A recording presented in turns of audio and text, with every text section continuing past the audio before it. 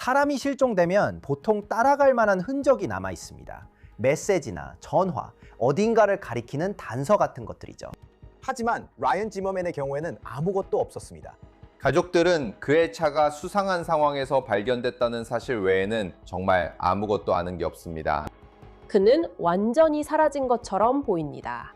그리고 그의 가족이 그에게 무슨 일이 일어났는지 알게 되기까지는 수년이 걸렸습니다. Mercer County 보안관실입니다. 저는 그냥 강아지와 산책을 하고 있었는데 사람의 뼈처럼 보이는 뼈들을 발견했어요.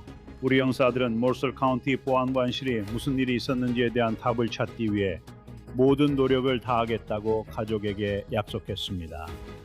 우리는 이 사건을 그냥 종결하지 않을 것이고 너무 복잡하다고 말하지도 않을 것입니다. 우리는 라이언의 가족에게 답을 드려야 한다고 느꼈기 때문입니다. 당신이 체포되었는지 물으셨죠. 당신은 구금될 것이고 그곳에 입감될 것입니다. 아니. 바닥에 엎드려!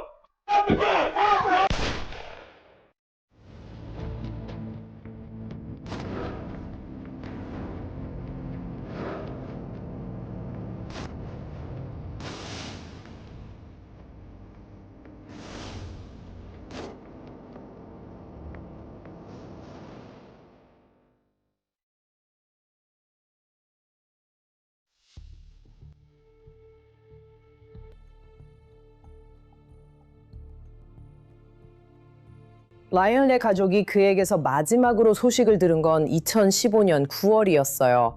그는 마치 흔적도 없이 사라진 것 같았죠. 2015년 21살 라이언 지머만은 몇 달 전에 켄터키에 있는 부모님의 집을 떠나 오하이오주 컬럼버스에서 살고 있었어요. 그는 자신의 길을 개척하고 독립하기를 바랬죠. 처음에는 아무도 이 사건을 실종 사건이라고 생각하지 않았어요. 라이언은 성인이었고 분명히 스스로 떠날 수도 있었으니까요. 라이언은 자신의 인생에서 자신이 진짜로 무엇을 하고 싶은지 자신을 알아가려고 노력하던 시기였어요. 라이언의 어머니와 형제 한 명은 어느 날 그가 그냥 집을 떠났다고 말합니다.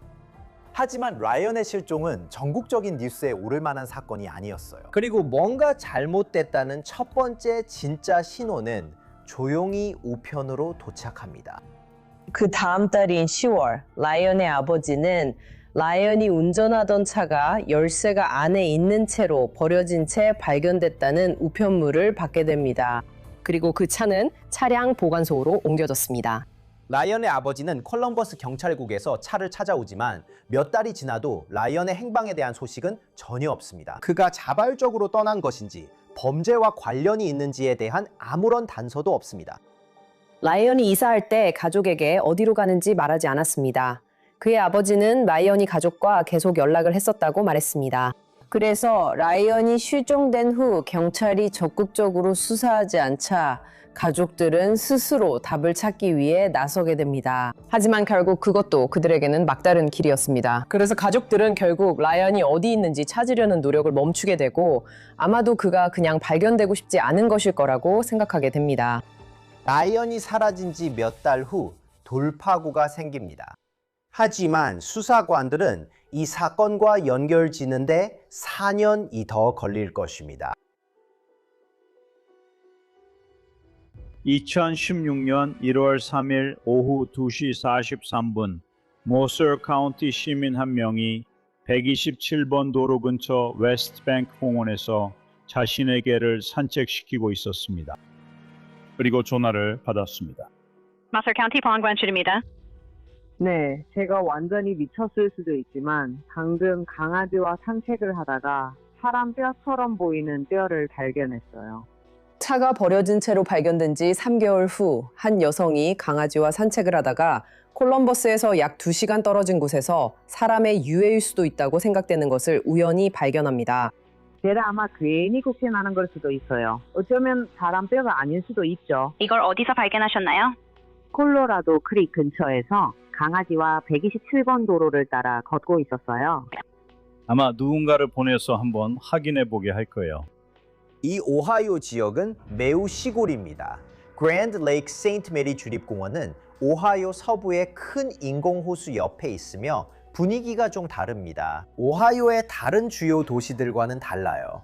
조용하고 고립되어 있죠. 여기는 대도시 지역보다 범죄율이 훨씬 낮아요. 우리는 엘리자베스 머레이 박사에게 연락했습니다. 그녀는 법의 인류학자이며 뼈를 조사해서 그것들이 인간의 골격 유해임을 우리에게 확인해 주었습니다. 그 시점에서 우리는 그 장소에서 3일간 수색을 했습니다. 이제 이것이 확실히 인간의 유해라는 것이 밝혀졌으니 수사관들은 이 사람이 어떻게 죽었는지 밝혀내야 합니다. 그리고 어쩌면 더 중요한 것은 이 사람이 누구인지 알아내는 것입니다. 로스텍사스 대학교에서 완전한 DNA 프로파일을 추출할 수 있었습니다. 우리는 그 유해가 폭력적으로 숨진 사람의 것이라고 굳게 믿고 있습니다. 그리고 저는 정말로 누가 그런 일을 했는지 밝혀내고 그들이 저지른 일에 대해 책임을 지게 하고 싶습니다. 그리고 마침내 2020년 6월 1일 수사관들은 공식적으로 그 유해가 라이언 지머만임을 확인했습니다. 그의 부모님과 가족이 소식을 듣기까지 정말 오랜 시간이 걸렸어요. 그를 신원 확인하는데 그렇게 오랜 시간이 걸렸어요. 그리고 바로 거기서부터 진짜 수사가 시작됩니다. 라이언의 신원이 확인되자 경찰은 이 퍼즐의 모든 조각들, 그의 살인사건을 둘러싼 가능한 상황들과 누가 관련되어 있을지 조사하기 시작합니다. 박건 형사입니다. 무엇을 도와드릴까요? 제 이름은 워런 지머맨입니다. 오늘 아침에 형사 한 분이 저를 찾아와서 제 아들에 대한 슬픈 소식을 전해주었습니다. 네, 알겠습니다. 그런 소식을 듣게 되어 정말 유감입니다. 이 일 언제 일어났는지 아세요? 우리는 2016년 1월 3일에 전화를 받았습니다. 알겠습니다. 한 여성이 머서 카운티의 군청 소재지인 살리나시 바로 남쪽 지역을 걷고 있었습니다. 그게 콜럼버스에서 뭔가요? 아니면? 2시간 정도 걸려요. 대략 2시간쯤이요. 제가 마지막으로 알기로는 그는 콜럼버스에 있는 아파트 중 한 곳에 살고 있었어요. 그래서 저희는 그 지역을 며칠 동안 수색했어요. 그가 발견된 곳은 일종의 수로 같은 곳이었어요. 그가 거기에 묻혀 있었다거나 그런 것 같진 않아요. 그냥 거기에 놓여 있었던 것처럼 보여요. 그 지역을 철저히 수색한 결과 머리, 팔꿈치 아래 팔, 무릎 아래 다리 등 여러 신체 부위가 발견되지 않았다는 것이 확인되었습니다. 범죄가 개입된 것이 분명했어요. 그리고 그가 시신이 절단된 상태였다는 사실도 밝혀졌어요. 세상에. 그는 9월에 실종됐어요. 네, 그리고 저는 10월 2일에서야 알게 됐어요. 2015년에 등기 우편을 받았는데 그 편지에는 제 차가 콜럼버스 경찰에 의해 견인돼 보관 중이라고 적혀 있었어요. 그래서 저는 거기로 가서 차를 견인소에서 찾아왔어요. 유일하게 없어진 건 번호판 뿐이었어요.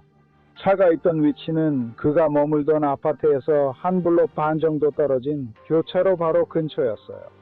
라이언의 가족은 그 차를 절대 처분하지 않았어요. 사실 그들은 차를 그대로 보관하고 있었죠.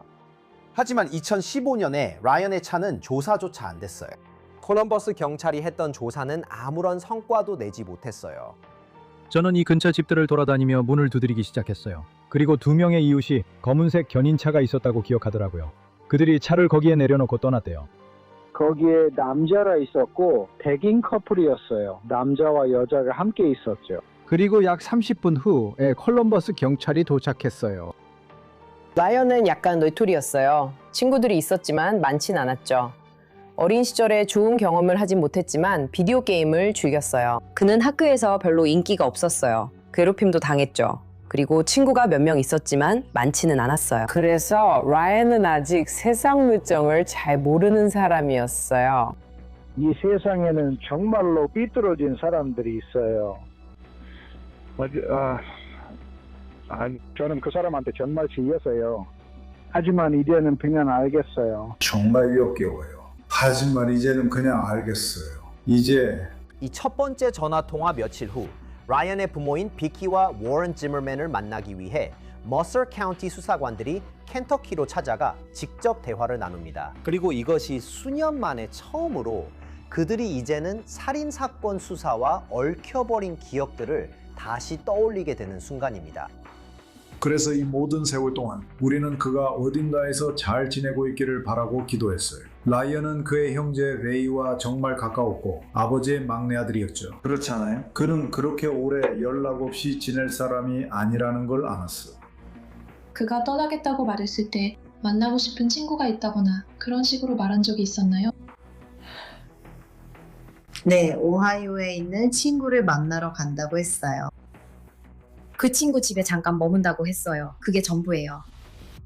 라이언의 가족이 그에게서 받은 마지막 메시지는 페이스북 메시지예요. 그리고 이건 2015년 9월 25일에 온 거예요. 이때가 라이언이 사라진 거의 정확한 시점이에요.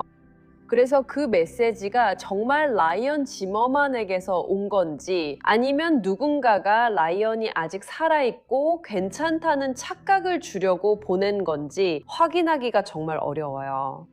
내가 거기 갔을 때 옆집 남자와 얘기했다고 그에게 말했어. 그래, 그 남자 기억나. 그 남자 기억나. 어떤 백인 여자랑 같이 있었고. 한쪽은 긴 머리, 다른 한쪽은 삭발이었어. 그리고 그게 내가 아는 전부였어. 실종 신고를 처음 했을 때는 3주 정도 그를 못 봤거든. 우리는 그의 드롭박스를 확인할 수 있었어. 내가 콜럼버스의 형사들에게 전달한 것은 그 남자와 그 아파트에 있는 그 여자 사이의 대화였어. 하지만 여기 아래에는 로럴 에머슨일 수도 있다고 적혀 있어. 그래, 벽에 두 이름이 있었어. 그중 하나가 그의 진짜 이름 같아. 아니면 코리일 수도 있어. 두 이름 중 뭐가 진짜지? 그래서 우리가 컴퓨터 쪽을 파보는 데 관심이 가는 이유가 바로 그거야. 우리가 더 뭘 알아낼 수 있을지 보기 위해서지. 그게 좋은 출발점이 될 것 같아. 그런 방향으로 가야겠다는 생각이 들어. 혹시 그가 왜 콜럼버스로 갔는지 또는 구체적으로 누구를 통해서 거기와 연결됐는지에 대한 이해가 있나요? 게임을 통해서였나요? 크레이그리스트 같은 거였던 것 같은데 맞나요? 크레이그리스트였던 것 같아요. 그는 게임기를 찾으려고 크레이그리스트에 자주 들어갔어요. 그래서 라이언의 컴퓨터는 사실 차량 안에서 발견됐을 때 그 안에 있었어요. 라이언의 아버지 워런은 그 컴퓨터와 라이언의 온라인 계정을 직접 조사해봤어요. 라이언은 게이머였어요. 온라인에서 자주 게임을 했죠. 한 달에 수백 명과 대화할 때도 있어요. 그래서 이 시점에서는 용의선상에 오른 사람이 아주 많아요. 메시지에서 라이언의 아버지는 라이언이 누군가와 소통하고 있다는 것을 알아챘어요. 그리고 라이언은 자신의 성 정체성에 대해 탐색하기 시작했죠. 그리고 남성에서 여성으로 성전환을 할 가능성에 대해 생각하기 시작했고 비슷한 생각을 가진 사람들을 찾기 위해 온라인에 광고를 올리기도 했어요. 그들은 거꾸로 추적해야 했어요. 라이언은 온라인에서 누구와 연락했을까요? 그와 오하이오에서 함께 산 사람이 누구일까요? 코리, 로렐 같은 이름들이 라이언의 일에 중요한 단서가 될 수 있습니다. 그는 온라인에서 몇몇과 대화 중이었어요. 내가 아는 수사관이라면 경고를 느끼고 여기서 시작해야겠다고 생각했을 거예요. 경찰은 라이언의 모든 디지털 정보를 조사하고 찾을 수 있는 모든 데이터를 확인합니다. 그리고 라이언은 소셜미디어에서 꽤 활발하게 활동했어요. 여러 사람, 여러 플랫폼을 상대해야 하고 게다가 시간이 이미 많이 흘렀습니다. 성공 가능성은 거의 없습니다. 키워드 검색이죠. 그리고 이제 이 대화들의 분위기를 살펴봅시다. 그 다음에는 어디가 가장 일관적이고 가장 포괄적이며 누가 여전히 대화에 적극적으로 참여하고 있는지 파악하기 시작합니다. 그리고 우리는 넓게 시작해 점점 초점을 좁혀갑니다. 그래서 전통적인 수사 방식, 즉 디지털 증거 조사를 시작으로 경찰은 오하이오에 있는 한 아파트 단지로 이끌렸습니다. 법 집행기관은 아파트 단지에 연락해서 알아낼 수 있는 모든 것을 알아보려고 했어요. 그래서 점점 실마리가 모이기 시작했죠. 그들은 코리와 사라 버저드라는 이름을 전달받았는데 이 부부는 그 아파트 단지의 한 세대에 살았던 사람들이었어요. 그리고 이 이름은 라이언의 아버지가 컴퓨터에서 발견한 몇몇 대화 내용과 일치하게 되었죠. 그들이 나눴던 대화는 코리가 라이언에게 자신과 아내 사라와 함께 지내자고 초대하는 내용이었어요. 그들은 아마도 그들의 관계의 세 번째 사람을 찾고 있었던 것 같았죠. 라이언이 여러분이 아는 한 누군가와 사귄 적이 있었나요? 아니요. 라이언이 이 일이나 로럴, 코리에 대해 얘기한 적 있나요? 저는 하모니와 함께 있습니다.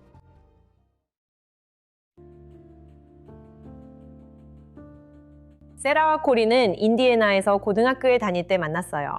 그들은 겨우 18살에 결혼했고 그 후 코리는 세라가 미술 학위를 따기 위해 오하이오로 갈 때 따라갔어요. 코리와 세라 모두 범죄나 폭력적인 행동의 전력이 전혀 없었어요. 법과 마찰을 빚은 적도 없었어요. 쟤는 2015년 7월에 코리와 세라와 함께 살기 시작했어요. 그리고 세라와 쟤는 아주 돈독한 관계를 맺고 있었던 것 같아요. 그리고 저는 그때 코리가 자기만의 관계를 맺고 싶어 했던 것 같아요. 라이언은 본질적으로 그녀의 남편이 자신을 위해 원했던 사람이었고 그가 라이언에게 그곳으로 이사 오라고 말한 사람이었어요. 코리는 여전히 오하이오주 컬럼버스에 살고 있었어요.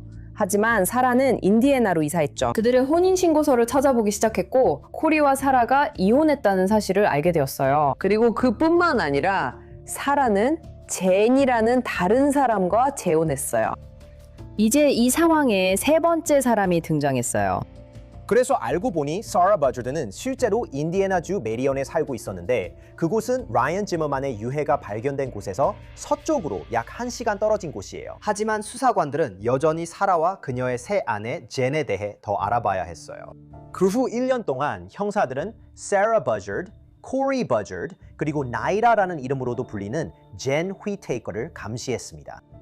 때때로 수사는 우리가 원하는 것보다 조금 더디게 진행돼요. 우리는 왜 이렇게 오래 걸리는지, 왜 경찰이 그렇게 오랜 시간 동안 그들을 관찰하는지 궁금해하죠. 하지만 경찰이 하려는 것은 가능한 한 많은 정보를 수집하는 거예요. 특히 그들의 관계나 행동에 대해서요. 그 정보가 정말 도움이 될 거예요. 경찰은 아무 정보 없이 접근하고 싶지 않아요. 그래서 지금은 정보를 수집하는 단계이고 이게 나중에 큰 도움이 될 거예요.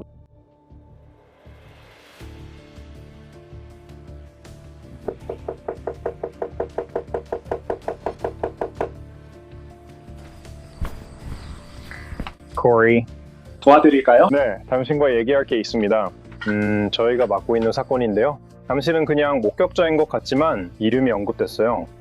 알겠습니다. 저희와 법원 청사로 가시겠습니까? 아니요. 알겠습니다. 여기서 말씀하시겠어요? 소환장이나 서류가 있습니까? 아니요, 없습니다. 2021년 8월 25일 수사관들이 코리에게 이야기를 하러 갑니다. 이 시점에서 코리는 다른 여성과 재혼한 상태였고 수사관들은 그에게 살인사건의 목격자일 수 있다고 생각한다며 이야기를 나누고 싶다고 말합니다. 당신이 곤란한 상황에 처한 건 아닙니다. 체포영장도 없어요. 그런 건 전혀 없어요, 코리. 알겠죠? 우리는 단지 당신과 이야기하고 싶을 뿐입니다. 당신의 이름이 어떤 사건의 목격자로 언급되었기 때문이에요. 무슨 사건이요? 살인사건입니다. 살인사건입니다. 살인사건입니다. 아니요, 살인사건을 목격한 기억은 없습니다. 알겠습니다. 금방 끝날 거예요. 지금 저랑 같이 가길 원하시는 건가요? 가능하면 네. 그렇게 하면 바로 일 끝내고 정리할 수 있어요. 저희가 거기까지 데려다 드릴게요. 다시 집까지 모셔다 드릴 수도 있습니다. 집에 안전하게 돌아가실 수 있도록 하겠습니다. 알겠습니다. 잠시만요. 즉시 그는 약간 공격적으로 변합니다. 그는 수사관들과 이야기하고 싶어 하지 않습니다. 매우 냉담하고 전혀 협조하려는 의지가 없습니다. 무슨 일이야? 아니. 코리, 문 너머로 나랑 얘기해 줄 수 있어? 우린 어디도 가지 않을 거야, 코리. 우리 얘기해야 해. 변호사 없이 정보를 제공하는 건 좀 불편합니다. 당신은 우리가 무슨 얘기하는지 아직 완전히 모릅니다. 바로 그래서 그렇습니다. 라이언에 관한 거예요? 저는 라이언이 누군지 몰라요. 라이언이 잠시 같이 살았죠. 무슨 일이 있었고 마지막으로 본 사람이 누구며 어디로 갔는지 알아봐야 해요. 저는 드릴 정보가 없어요. 알겠습니다. 그리고 이 모든 것에 대해 뭐라고 말씀드려야 할지 잘 모르겠어요. 질문 중에는 마지막으로 그를 본 게 언제였냐, 그가 어디로 갔냐, 이런 것들이 있었어요. 그러니까 그런 종류의 질문들이요. 그가 너희와 얼마나 오래 있었냐, 이런 것들이요. 아니요, 무슨 말씀을 하시는 건지 전혀 모르겠어요. 알겠습니다. 그러면 라이언을 모른다는 건가요? 모릅니다.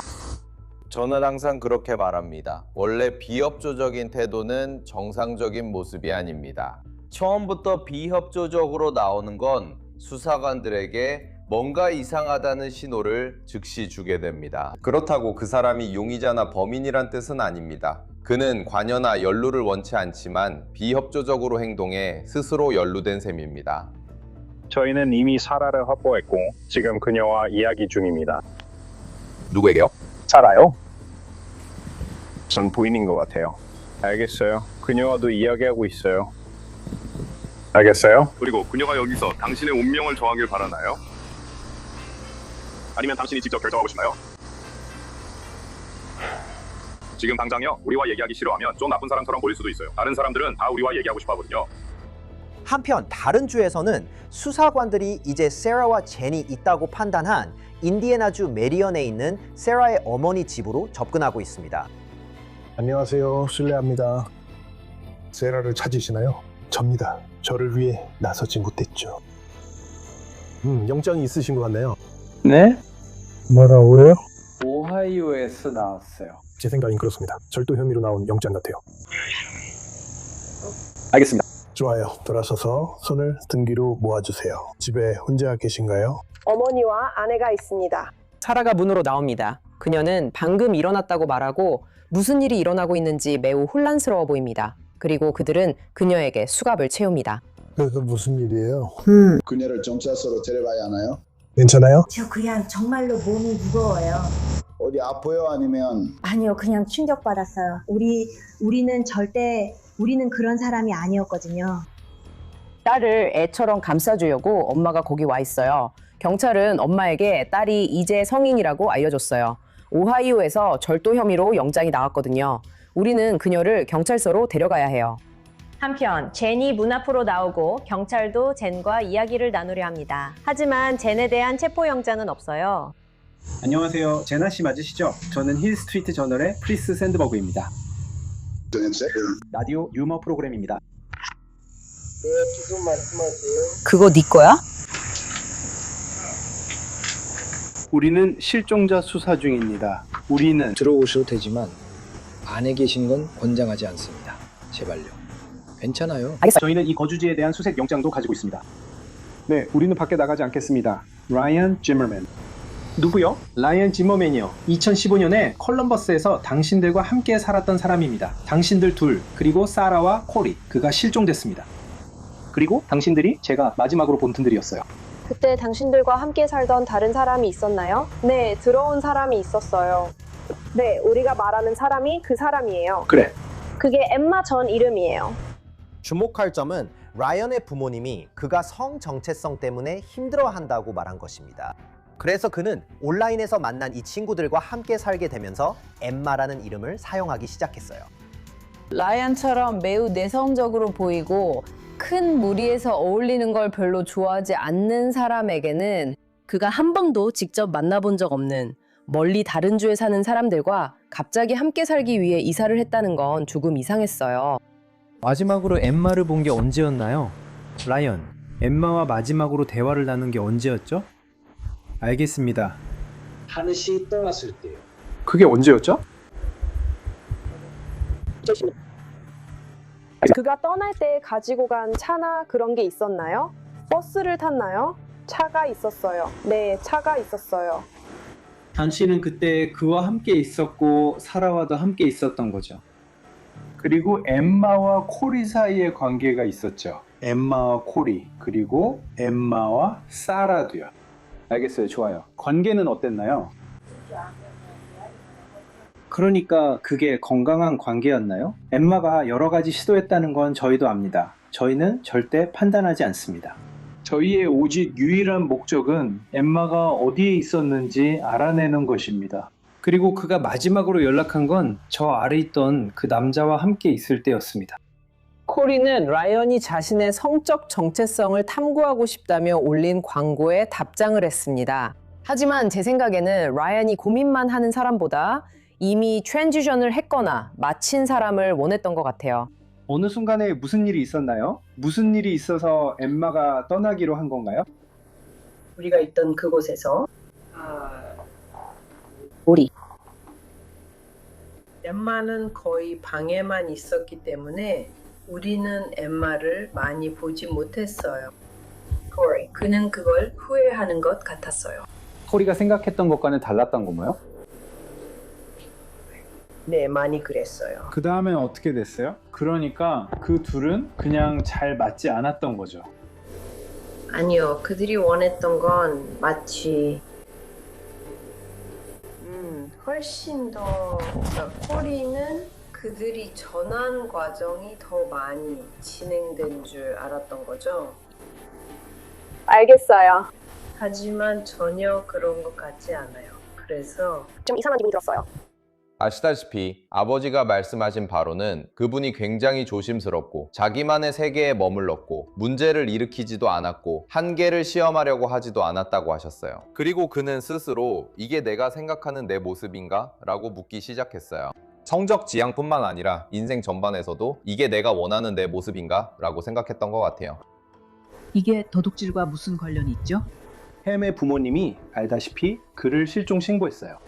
그리고 우리는 그냥 다른 증거가 좀 나와서 우리는 그가 마지막으로 어디에 있었는지 알고 있어요. 아파트에 있었던 거 맞죠? 차는 콜럼버스 경찰이 회수했는데 도난 차량이었습니다. 이미 떠나기 전에 집에서 다툼이 많았나요? 사라와 코리 사이에서요. 알겠어요. 무슨 일 때문이었는지 기억나세요? 그게 뭐였죠? 저요? 코리 씨가 관계에 세 번째 사람을 원했는데 저는 남자에게 전혀 끌리지 않아요. 그래서 그건 현실적으로 안 됐어요. 그래서 코리 씨는 자기만의 동거 파트너를 찾았어요. 그래서 두 사람이 서로 알고 동의한 상태에서 바람을 피우는 복잡한 결혼 생활이 된 거예요. 그리고 라이언 씨는 이 모든 상황의 한가운데 있어요. 그래서 그들은 MC를 집에서 내보내려고 했던 건가요? 네, 마. 네. 여기서는 시간이 지나니 더 불편해졌어요. 그래서 너희는 어떻게 M을 내보내려 했어? 다른 데로 옮길 곳을 찾으라고 권했어요. M이 떠난 후에 코리의 태도는 어땠나요? M이 언제 떠났는지 기억나세요? 혹시 그녀가 어디로 가거나 무엇을 할지 누구에게 말한 적이 있는지 아세요? 모르겠어요. 알겠어요. 그때는 모두가 EM에 대해 생각했던 것과는 달랐어요. 그 사람에 대해서요. 그리고 그 사람은 떠나라는 압박을 받았어요. 그리고 M은 떠나고 싶지 않았어요. 저는 그걸 기억하지 못해요. 그래서 이제 그들이 그의 실종과 살인에 연루됐는지 따져봐야 해요. 혹시 전혀 다른 사람을 염두에 두고 있는 건가요? 코리가 당신들한테 자기 문제를 없애라고 했나요? 엠마는 그가 기대했던 사람이 아니었어요. 셀카에서는 나타나지 않았지만 코리가 원했던 것이 드러났어요. 엠마는 완전히 수줍고 은둔적이고 코리가 기대했던 것과는 전혀 달랐어요. 코리와 사라는 그 일로 자주 싸웠고 문제를 없애자고 했어요. 그래요, 왜? 훈지, 일어나 주실 수 있나요? 응? 좋아요. 혹시 저를 찌를 만한 물건 가지고 계신가요? 아니길 바랍니다. 오늘 이걸 하고 싶진 않으셨을 거라고 확신해요. 참고로 저희 러앤크라임에서 사용하는 것이 있는데 만약 컨텐츠 제작이나 소셜미디어에 무언가를 올리신다면 도움이 될 수 있습니다. Opus Clip이라고 불리는 것입니다. Opus Clip은 올인원 AI 편집기로 어떤 플랫폼이든 영상을 자르고 만들고 업로드하는 것을 아주 쉽게 해줍니다. AI로 Opus Clip이 브롤 생성, 영상 프레이밍, 오디오 정리를 모두 쉽게 해줍니다. opus.pro/crime에 방문하세요. 가입 후 업로드하면 몇 분 만에 틱톡, 쇼츠, 릴스에 올릴 완벽한 클립이 완성됩니다. Opus Clip은 원스톱 샵입니다. Opus Clip 같은 도구로 프로듀서들이 바이럴 법정 소식을 빠르게 전달할 수 있습니다.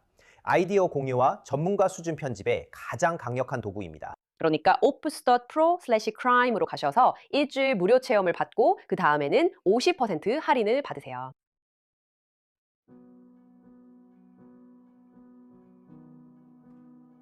저희는 당신이 콜럼버스에 살았을 때의 상황을 조사하고 있습니다. 알겠습니다. 콜럼버스에 언제쯤 사셨나요? 왜냐면 제가 대학을 다니러 갔었거든요. 그게 2010년이겠네요. 알겠어요. 그리고 졸업하고 나서도 몇 년 동안 거기 있었어요. 이 사건에서 형사들은 2명의 잠재적인 용의자를 동시에 신문하는 전술을 사용해요. 그래서 진실을 알아내거나 누군가가 정보를 흘릴 가능성이 더 높아져요. 왜냐하면 그들은 상대방이 무슨 말을 하고 있는지 모르기 때문이죠. 그녀는 목소리가 아주 부드럽고 차분해 보여요. 동시에 긴장한 것 같기도 해서 흥미로워요. 하지만 그녀는 떨기 시작하지는 않아요. 그녀는 당황하거나 목소리를 높이거나 공격적으로 변하지 않아요. 그래서 그때 저는 정말로 그녀가 이게 단순한 절도 사건이라고 생각했는지 궁금해지기 시작했어요. 그리고 인터뷰가 진행될수록 세라가 훨씬 더 긴장하는 모습을 볼 수 있어요. 마치 이게 단순한 절도가 아닐 수도 있다는 걸 느끼는 것처럼요. 그녀는 마음속으로 모두가 알지만 말하지 않는 또 다른 문제, 즉 라이언 지머먼에 대해 알고 있기 때문이죠. 룸메이트가 있었나요? 그때는 제 남편이었어요. 다른 룸메이트를 데려온 적이 있나요? 그런 적이 있었어요? 제가 마지막으로 살았던 아파트에서는 그 사람이 코리의 친구였어요. 저는 그 사람과 별로 친하지 않았어요. 알겠습니다. 누구였나요? 그 사람의 진짜 이름은 기억이 안 나지만 저희는 그 사람을 엠마라고 불렀어요. 라이언에 대해 알고 있는 걸 말해주세요. 아니면 엠마에 대해서요? 그건 좀 민감한 주제예요. 그때 제 남편이 성적인 관심을 가졌었거든요. 코리에게는 이런 생각을 갖고 있었어요. 완벽한 관계에는 세 사람이 필요하다고 생각했죠. 그리고 그가 라이언과 연락을 하게 된 이유도 바로 그를 세 번째 사람으로 만들기 위해서였어요. 하지만 저는 분명히 그 생각에 동의하지 않았어요. 그들은 온라인에서 오랫동안 대화를 나눴고 그는 그들을 우리 집에 초대해서 같이 지내자고 했어요. 저는 그런 일이 일어나길 원하지 않았어요. 하지만 결론적으로 결국 그렇게 됐죠. 그래서 그들은 차를 몰고 그들이 집세 일부를 내는 조건이었어요. 그리고 제가 그들에게 3달의 시간을 줬던 것 같아요. 그 기간 안에 직장을 구하고 자기만의 공간을 찾기로 했지만 그렇게 되지 않았어요. 그래서 코리 씨가 결국 그에게 나가달라고 했고 그는 떠났어요. 아마 새 남자친구가 생겼거나 그런 것 같고 그들과 함께 살 수도 있다고 말했거나 적어도 어떻게 되는지 지켜보겠다고 했어요. 제가 아는 건 그 정도예요. 많은 경우에 사람들은 방어적으로 변하거나 말을 많이 하거나 경찰이 묻지도 않았는데 바로 문제에 대해 이야기하기 시작하곤 해요. 그런데 그녀는 그렇게 하지 않았어요. 그래서 그녀는 모두를 연결하는 이야기의 틀을 말해줬지만 그 이야기에는 훨씬 더 많은 내용이 있었어요. 엠마가 떠날 때 거기 계셨나요? 어느 정도. 저한테 다시 한번 기회를 달라고 애원했던 건 알아요. 하지만 저는 이미 너무 많은 기회를 줬다고 말했어요. 그리고 결국에는 코리의 결정이었어요. 그리고 그들이 짐을 싸던 게 기억나요. 그리고 제가 가게에 갔던 건지 아니면 다른 방에 있었던 건지 잘 기억이 안 나요. 그냥 정확히 기억이 나질 않아요. 그때 집에 누가 다 있었나요? 저였어요. 코리 씨는 없었어요. 그리고 제 여자친구도 와 있었어요. 저는 그냥 한순간에 엠마가 거기 있었고 그 다음 순간엔 없었다는 것만 알아요. 그는 막 떠났어요. 누군가 차를 세웠고 그리고 그는 차를 타고 떠났어요. 차를 두고 가서 다시 올 수도 있겠다고 생각했어요. 하지만 그는 돌아오지 않았고 우리는 그의 소식을 다시 듣지 못했어요. 코리 씨는 그 일에 대해 뭐라고 했어요? 대충 이런 식으로 말했어요. 잘 됐다 뭐 이런 식이었던 것 같아요. 내면이 있어요. 코리와 사라는 이 시점에서 이미 헤어졌어요. 코리와 젠은 별로 사이가 좋지 않았고 라이언은 코리, 젠, 사라 모두와 사이가 좋지 않았어요. 그들은 좁은 공간에 함께 살아요. 이 아파트에는 복잡한 관계들이 많았어요. 감정의 소용돌이가 아주 심했죠. 그가 당신에게 한 번만 더 기회를 달라고 애원했다고 하셨죠. 그 부분에 대해 좀 더 말씀해 주세요. 그는 울고 있었어요. 그리고 저는 제가 미안하다고 말했던 건 알지만 결국에는 코리가 결정권을 가지고 있어요. 그리고 그가 당신이 떠나야 한다고 말하면 저도 동의할 수밖에 없어요. 그리고 저는 그에게 다른 갈 곳이 있는지 물어봤어요. 그때 그가 누군가 다른 사람을 만났고 가까워지고 있다고 말했어요. 그때 좀 격해졌나요? 떠나기 싫었겠네요. 그가 그랬어요. 그러니까 처음 대화할 때요. 저는 침착했어요. 그는 화가 나 있었죠. 소리 지르거나 그런 건 전혀 없었어요. 몸싸움으로 던진 건 아니었나요? 아니에요. 전혀 아니에요. 그날에 대해 말씀해 주세요. 라이언이 떠난 날에 대해 기억나는 걸 말씀해 주세요. 제니랑 저는 주방에서 커피나 와인 같은 걸 마시고 있었어요. 저희는 주방 식탁에 앉아 있었죠. 그리고 라이언이 가방을 들고 아래층으로 내려왔어요. 저희는 좀 어색하게 잡담을 나눴죠. 그리고 그때 차 한 대가 도착했어요. 아파트 앞이에요.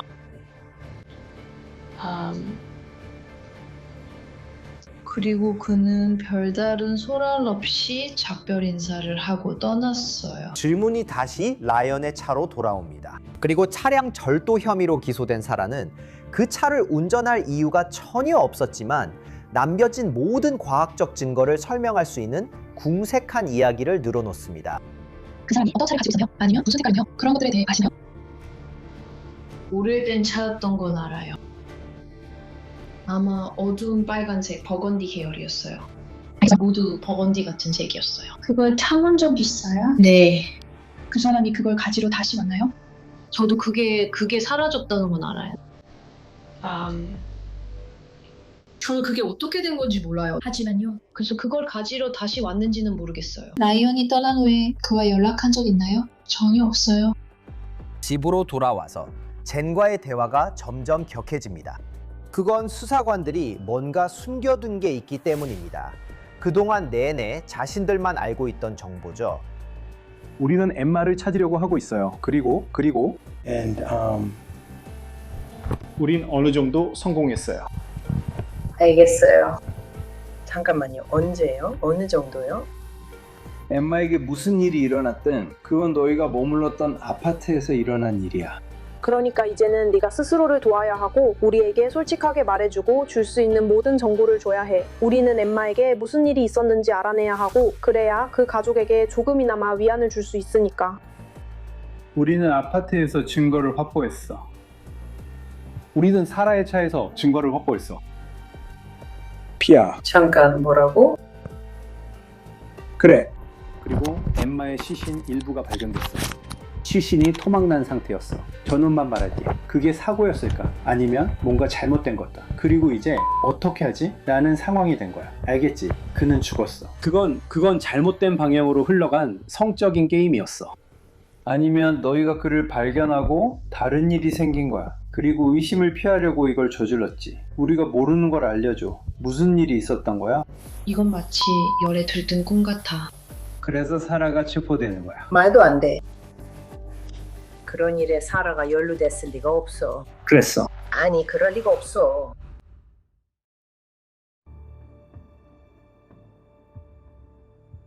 모두가 이렇게 말하고 있어. 그래, 아니야. 그냥 아무도 이 남자를 더 이상 곁에 두고 싶지 않았어. 집에 그가 있는 게 점점 짐이 됐거든.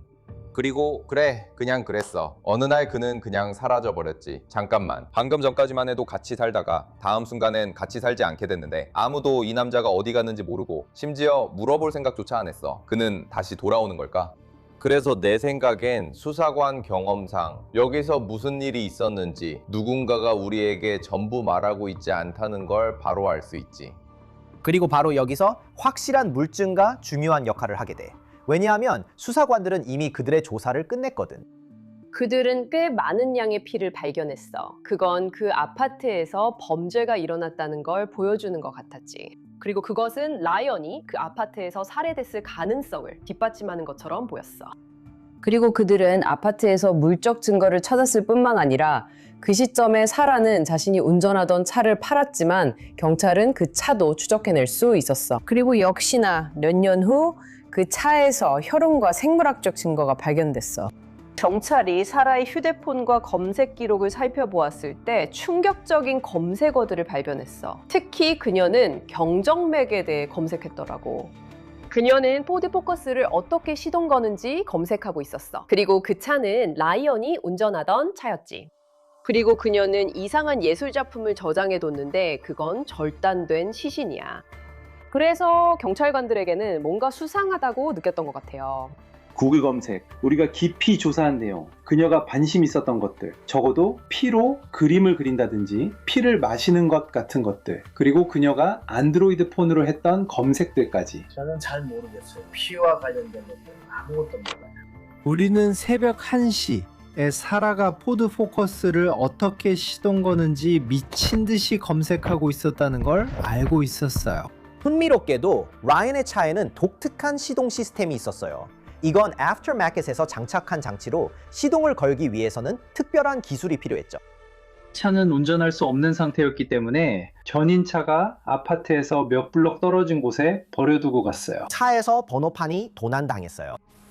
그리고 사라가 자기 안드로이드 폰으로 엠마의 차를 움직일 수 없다고 한 내용도 확보했어요. 우리는 당신이 그 일을 했는지 묻는 게 아닙니다. 우리는 당신이 그곳에 있었으니까 거기서 무슨 일이 있었는지 묻는 겁니다. 무슨 일이 있었나요? 그는 어떻게 죽었나요? 저는 몰라요. 당신이 알고 있다는 걸 우리도 안다고 말하는 겁니다. 아니요. 그러니까 이 모든 걸 감옥에 있는 아내 사라에게 뒤집어 씌우고 싶다는 거군요. 사라가 이런 일을 했을 리가 없어요. 우리가 그 빈틈을 채울 수 있게 도와주세요. 엠마에게 무슨 일이 있었던 거죠? 저도 몰라요. 그가 떠났어요. 그녀가 떠났어요. 우리는 그녀가 떠난 걸 알아요. 그녀가 어떻게 떠났죠? 아마도 차를 타고 갔겠죠? 아니요. 그건 친절하지 않아요. 그녀의 차 안에서는 아니에요. 그리고 살아있지도 않아요. 넌 거의 다 말했지만 뭔가 숨기고 있지. 난 아무것도 몰라. 칼과 난 그 말 안 믿어. 그건 인간의 자연스러운 반응이라고 봐요. 그게 내 마음속을 갉아먹고 있었던 것 같아요. 아무것도 없었어요. 우리는 살인이라는 부담에 짓눌리지 않았어요. 그리고 그녀는 당신에게 이런 일에 대해 아무것도 털어놓지 않았죠. 제 말은 이 일로 그녀도 분명히 상처를 받았을 거예요. 그 당시 남편이 반복적으로 다른 사람을 이 관계에 끌어들이고 싶어 했다는 건데요. 저라도 제 관계에 다른 사람이 끼어드는 건 싫을 것 같아요. 사라에게는 힘든 일이었어요. 알겠어요. 그럼 사라가 왜 폭발하게 된 거죠? 사라는 정말로 폭발했어요. 정당방위였나요? 엠마가 뭔가 했나요? 잘 모르겠어요. 이미 우리가 다 알고 있다고 탁자를 뛰어넘어 말하고 싶을 때 그 감정을 억누르기는 말처럼 쉽지 않죠. 그렇죠? 왜냐하면 그 사람이 당신에게 말해주는 기회는 단 한 번뿐이니까요. 이 시점에서 무슨 일이 있었는지는 알지만 누가 했는지 모르는 거죠. 그래서 그게 무슨 의미냐는 거죠. 우리는 잘못된 사람에게 우리가 모든 정보를 가지고 있다고 말해서 그 사람을 특정하고 자백을 끌어낼 유일한 기회를 망치고 싶지 않아요. 말씀드린 대로 저는 코리와 엠이 오기 전 나눈 채팅을 읽었고 코리가 당신을 묘사하며 이야기하는 걸 봤어요. 소년. 맞아요. 그리 좋게 말한 건 아니에요. 그가 처음에 당신을 사이코걸이라 불렀던 거 알아요? 그래서 엠마를 여기로 데려오는 걸 긴장했대요. 당신이 엠마를 잘 못 받아들일까 걱정했대요. 저는 정말 신날 거예요. 알겠어요. 그는 당신이 직접 문제를 해결하려 할 거라고 했어요. 그리고 그가 아직 성기를 가지고 있어서 그를 미워할 거라고 했어요. 그리고 우리가 읽은 바로는 사라와의 합의가 있었어요. 왜냐하면 사라도 올라오기 전에 엠마와 소통을 했으니까요. 맞죠? 사라는 완전히 찬성하지 않았거든요. 그래서 규칙들이 있었어요. 그래서 친밀한 관계는 안 되는 거였어요. 그리고 또 다른 규칙은 만약 엠마가 가면 당신도 가야 한다는 거였어요. 그러니까 엠마가 떠나면 당신도 떠나야 했다는 거죠. 저는 그걸 몰랐어요. 그래서 코리가 약속에서 돌아왔을 때 엠마는 더 이상 거기 없었어요. 엠마는 스스로 떠났어요. 여기 계셔도 안전해요. 아니요, 저는 몰랐어요. 엠마가 가는 대로요. 알아요. 조사관이 놀란 것은 코리가 그 주말에 집에 없었다는 사실이 밝혀졌기 때문이에요. 그리고 그 사실은 나중에 다른 사람들에 의해서도 확인됩니다. 결국 경찰은 코리를 무혐의로 밝혔어요. 세라는 그를 콜럼버스 시내의 한 호텔에 내려주었거든요. 그는 주말을 외지에서 온 여성과 함께 보내기로 약속을 했었어요. 그래서 그는 사건에 연루된 인물에서 제외되었죠. 너와 엠마 사이에 무슨 일이 있었어? 사라가 일하러 갔을 때? 똑같대. 그런 거야. 그는 떠났어. 그래, 그는 떠났지만 자의로 떠난 건 아니야. 사라가 지금 이야기 중이야. 얘 말은 사라가 이미 일부 일은 인정하고 있다는 거야. 알겠어. 정말 그래. 그녀는 그래. 경찰서에서 사라와의 대화가 본격적으로 시작된다. 이 인터뷰들이 시작된 지 몇 시간이 지났고 수사기관은 이번 일을 가볍게 보지 않는다. 사라, 네가 이걸 알고 있는지 모르겠지만 아마 모를 거야. 지금 우린 제니퍼와도 이야기하고 있고 네 엄마와도 이야기하고 있으며 콜럼버스에 있는 코리와도 이야기하고 있어. 그리고 이 일에 대해 특히 너가 라이언과 관련된 부분에서 큰 모순점들이 있어. 그리고 알다시피 라이언은 세상을 떠났어. 그는 살해당했어. 나는 여기서 정말 무슨 일이 있었는지 알아야 해. 내 말은 이건 정말 안 좋은 상황이야. 우리는 네가 이 사건이 일어났을 때 소유하고 있던 차를 추적할 수 있었어. 네가 콜럼버스에서 코리와 그 여자애를 내려줬던 그 주말에 그 아파트에서 무슨 일이 있었어. 이 일에 대한 네 이야기를 말해줘야 해. 우리가 가진 증거와 일치하는지 확인해야 하거든. 그 얘기는 편하게 할 수 없어요. 그들은 이미 알고 있어요. 그래서 그들은 이제 상대가 우리에게 무슨 말을 하는지 더 지켜본 뒤 그걸 우리가 이미 아는 내용과 비교해 보려는 거예요. 그게 사고였나요? 아니 무슨 사고였는지 모르겠어. 라이언이라? 나는 그가 죽었다는 것도 몰랐어. 사라, 제발. 우리는 항상 모든 이야기에는 두 가지 견이 있다는 걸 알고 있어. 항상 그래. 이건 네 입장 말할 기회야. 알겠지? 저는 제가 아는 걸 다 말했어요. 제가 얘기하려고 했던 사라. 글쎄요, 그건 당신의 결정이에요. 무슨 말을 해야 할지 모르겠어요. 진실을 말해보는 건 어때요? 인터뷰가 좀 더 진행되자 사라가 무너져 내립니다. 사라, 저를 보세요. 저는 당신이 진실을 말하고 싶다고 생각해요. 저를 보세요. 맞죠? 무슨 일이 있었는지 말해주세요. 미안해요. 당신이 무서워하는 거 이해해요. 처음부터 시작해보세요. 그래서 그 사고 말인데요. 사고는 내일 일어나잖아요. 저는 화가 났어요. 그가 화장실에서 나오고 있었어요. 제가 그녀 뒤로 다가갔어요. 그리고 그를 목조르기로 제 앞에서 넘어뜨렸어요. 그가 기절했어요. 알겠어요? 사실 제가 놓아주지 않았어요. 그리고 나서 너무 늦었어요. 그냥 해야 했어요. 그리고 나서 뭘 해야 할지 몰랐어요. 왜 그런 일을 했어요? 그때 쟤는 어디에 있었어요? 그녀는 아래층에 있었어요. 그녀가 뭘 하고 있었나요? 알겠어요. 그 얘기가 나왔어요. 그리고 나서 우리는 무엇을 해야 할지 알아내야 했어요. 무엇을 해야 할지 알아내야 했어요. 발소. 우리가 그를 해체할까? 그래서 어디서 그를 도망냈어? 욕조에서? 뭘 사용했어? 그녀가 좀 본 것 같아. 누가 도망냈어? 비스밀라. 그 다음엔 어떻게 됐어? 우리가 알아내야 했어. 모든 걸 어디에 놓아야 할지. 우리는 운전을 시작했어. 그리고 조금씩 버리려고 했어. 길 위에서요? 아니면 특별한 장소가 있나요? 전 공용 쓰레기통이야. 주유소 몇 군데요. 코리에게 무슨 일이 있었는지 말한 적 있나요? 저도 잘 모르겠어요. 알겠어요. 그는 예일과 무관했고 이번 주말 호텔을 갈 거니까 라이언을 처리해. 랑 말도 한 적 없어요. 왜 그에게 그렇게 화가 났던 거죠? 무슨 일이 있었길래 그 사람 뒤로 가서 목을 조르기 시작한 거예요?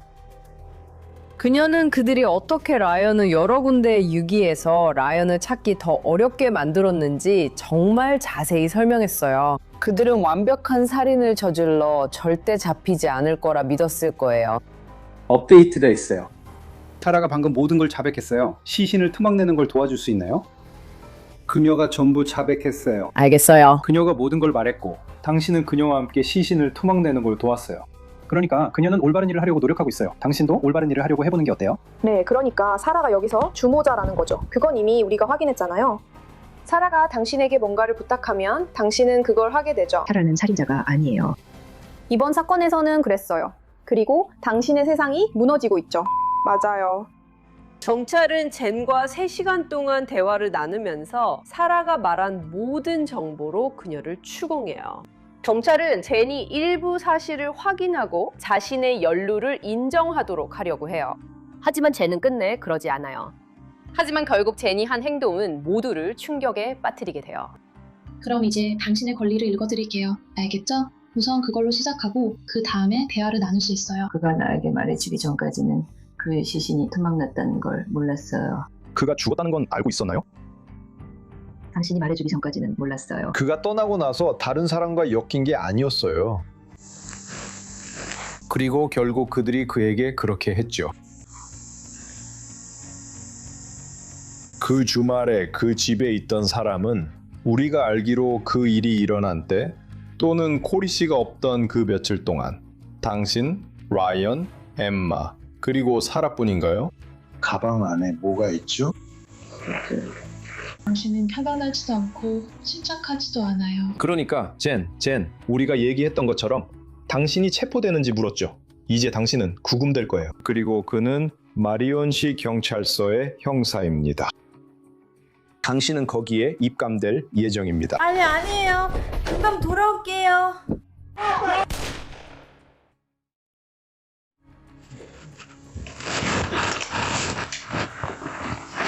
센터 055 총격이 발생해서 구급차가 필요합니다. 손을 거기에 얼마나 오래 두고 있었죠? 우리 곧 도착하나요? 젠은 자신의 가방에서 총을 꺼내 스스로에게 쏩니다. 그녀는 스스로 목숨을 끊습니다. 제 말은 집에 총기가 있다는 어떤 징후도 없었고 그날 그녀와 함께 많은 답들이 사라진 상황이었어요. 그래서 어떤 면에서는 그게 실제로 무슨 일이 있었는지 완전히 아는데 방해가 된다고 생각해요. 피해자가 있습니까? 사라는 경찰에게 자신이 왜 젠이 자살했는지 알고 있다고 말합니다. 그녀는 자신과 젠이 맺었다고 하는 동반 자살 약속에 대해 설명합니다. 만약 그들이 잡히게 된다면 젠이 사라를 쏘고 그 다음에 젠이 스스로 목숨을 끊기로 했다고 합니다. 그래서 그들은 함께 자살하기로 되어 있었습니다. 하지만 결국 사라는 죽음이 너무 두려워서 이 소위 약속에 참여하지 않기로 결정합니다. 사라 버저드는 본질적으로 라이언 지머맨 살인 사건에 대해 법의 심판을 받을 마지막 남은 사람입니다. 그녀는 살인, 납치, 시신 훼손 등 여러 건의 혐의로 기소되어 있습니다. 하지만 이 사건은 아직 완전히 끝나지 않았습니다. 그들이 모두 함께 살던 아파트와 사라의 차를 수색하는 것 외에도 경찰은 젠과 사라가 사라의 어머니와 함께 살던 집에도 수색 영장을 집행했습니다. 그리고 상황은 복잡해졌습니다. 왜냐하면 이제 집 안에서 스스로 목숨을 끊은 사람이 분명히 있기 때문입니다. 하지만 동시에 경찰은 여전히 사라와 제니, 라이언의 살인과 연관되어 있다는 증거를 찾고 있었습니다. 그리고 역시나 그들은 너무나 소름 끼치고 충격적인 증거를 발견하게 되는데 아마도 경험 많은 수사관들조차도 충격을 받았을 거라고 생각합니다.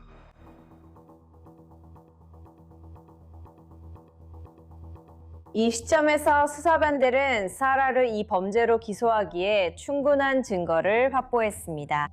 그들은 아파트에서 나온 증거도 있고 차량에서 나온 증거도 있습니다. 그리고 그녀 자신의 진술도 그들이 발견한 다른 증거들과 일치합니다. 아마도 이 사건에서 가장 중요한 증거는 사라의 어머니 집을 수색했을 때 발견되었습니다. 라이언의 유해 중 일부만 발견되었습니다. 끝내 발견되지 않은 한 가지는 그의 머리였습니다. 하지만 경찰은 그의 머리가 사라의 어머니 차고에 있는 상자 속 국솥 안에 있다는 사실을 발견하게 됩니다.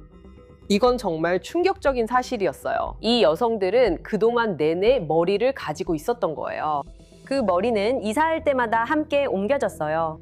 처음에는 그 머리가 아파트 냉동실에 냉동 야채 뒤에 보관되어 있었어요. 그리고 이사를 다닐 때마다 그걸 함께 가지고 다녔죠. 그리고 그들이 단순히 어디에 버려야 할지 몰랐던 건지 아니면 일종의 전리품처럼 여겼던 건지는 확실하지 않아요. 2021년 12월 이 되자 사라 버저드는 사형 선고를 받을 가능성에 직면하게 됩니다. 그래서 그녀는 유죄 인정 합의를 받아들이기로 하고 라이언, 즉 엠마를 살해하고 시신을 훼손한 혐의로 가중살인 1건에 대해 유죄를 인정합니다. 그리고 이제 이 유죄 인정으로 인해 사형은 더 이상 적용되지 않습니다. 사라 버저드는 선고를 받기 위해 법정에 들어서며 남은 평생을 감옥에서 보낼 수도 있습니다. 저는 라이언의 죽음에 있어 제가 한 역할에 대한 책임을 받아들이며 남은 평생을 긍정적인 행동과 선행을 통해 제 자신을 속죄하려고 노력하며 살아가겠습니다. 저는 그녀가 자신의 행동을 정당하다고 느낀 것 같아요. 라이언이 준 고통이 그녀에게 그런 행동의 이유가 됐을지도 모릅니다. 결국에는 물적 증거로 인해 이 모든 것이 사라에게 돌아올 수밖에 없었습니다. 그녀는 라이언을 죽였다고 인정했지만 한 사람이 혼자서 시신을 훼손하고 이런 일을 저지르기는 매우 힘들다는 것도 분명합니다. 결국 그녀도 시간이 다 된 걸 알고 있었던 것 같아요.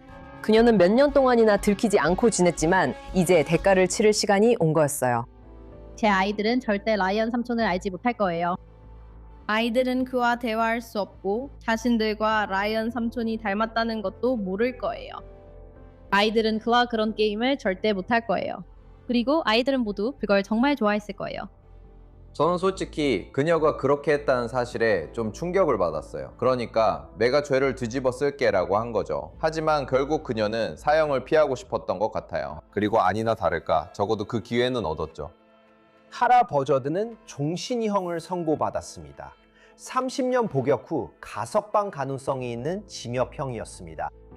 라이언 지머맨이 살해된 날부터 우리가 이 사건이 해결되기까지를 생각해보면 수년 동안 젠과 사라만이 공유했던 비밀들까지 이 물적 증거를 찾기 위해 함께 노력한 법 집행기관까지 이 사건은 정말로 매우 충격적인 사건이었어요. 하지만 결국 이 사건은 라이언 지머맨에게 무슨 일이 있었는지에 대한 질문에 답을 해주었어요. 그리고 그 사실과 유죄 인정으로 그의 가족이 앞으로 나아갈 수 있는 힘을 얻었기를 바랐어요. 하지만 이것은 좋은 교훈이기도 해요. 겉모습만 보고 판단하지 마세요. 그 아래에 무엇이 숨어 있는지 절대 알 수 없으니까요. 이 사건은 제 마음을 아프게 해요. 결국 라이언은 이 세상에서 자신이 어디에 속하는지 어떤 사람인지 알아가려고 했던 아주 젊은 남성이었으니까요. 그리고 그보다 훨씬 더 많은 인생 경험을 가진 사람들이 그 점을 이용했어요.